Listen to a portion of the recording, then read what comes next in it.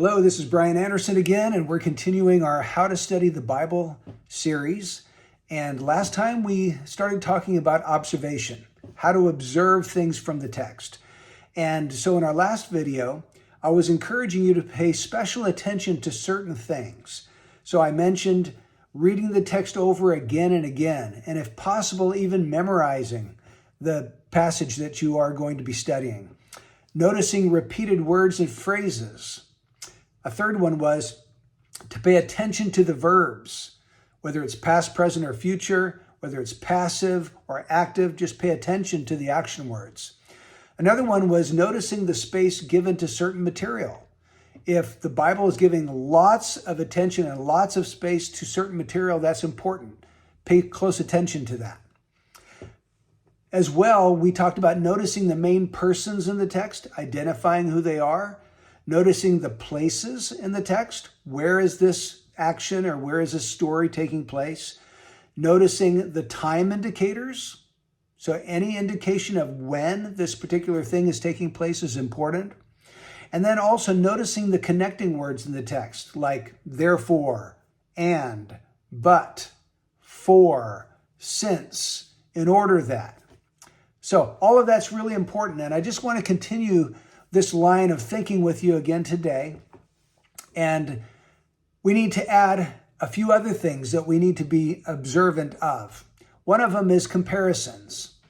So whenever you're reading through the scriptures and you see a comparison, stop and pay close attention to that. Consider what's going on. One example is Proverbs 25:11. Like apples of gold in settings of silver is a word spoken in right circumstances. So something is being compared to something else. Apples of gold in settings of silver is compared to a word spoken in right circumstances. So by imagining what it would be like for apples of gold to be in a setting of silver, then you can understand what a word spoken in right circumstances is really all about. So notice your comparisons. Comparisons can be in various ways. They can be similes, they can be metaphors. Another thing to observe are lists. Lots of times in the Bible, there will be a list of things given. For example, 1 Corinthians chapter 6, verses 9 and 10 give a list of the kinds of sins that will keep someone out of the kingdom of heaven. He mentions a bunch of them there. You can read it for yourself, but there's a whole list of those particular sins. In Galatians 5:22 and 23, Paul gives us a list of the fruits of the Spirit. So when you have a list, take a look at it and see if there's any reason for the order that these things are listed in. That may give you some help. Another thing that you need to be observant of is cause and effect. For example, Proverbs 15:1 says, a gentle answer turns away wrath, but a harsh word stirs up anger. So here we go.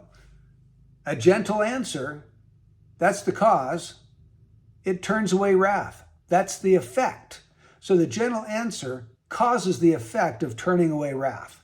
Or Romans 6:23, the wages of sin is death, but the free gift of God is eternal life. So the cause is sin. The effect is death. The wages of sin is death.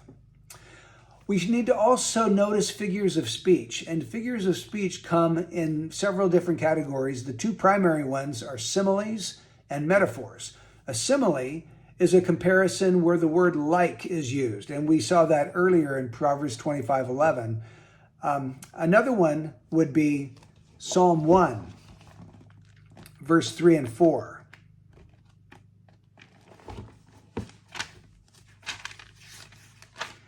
There it says, the righteous man will be like a tree firmly planted by streams of water.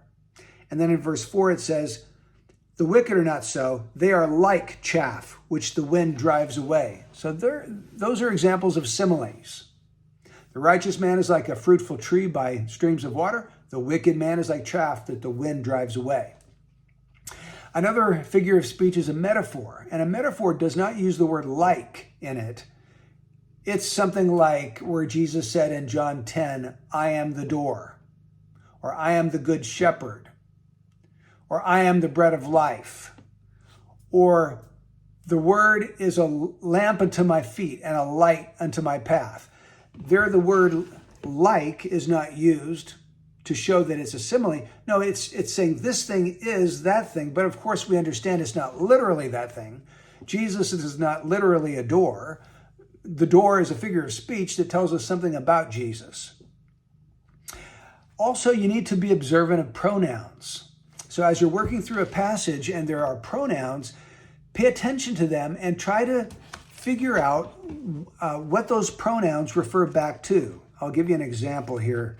This is Romans 8:32.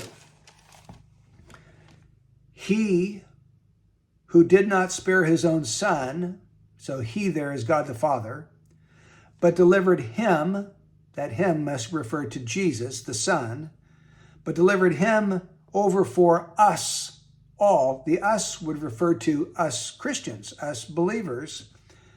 How will he, that's God the Father again, not also with him, Christ, freely give us, the church, all things? So there's a bunch of pronouns in that sentence, but all we have to do is go back and look at it carefully, and we can usually figure out what the pronoun refers to.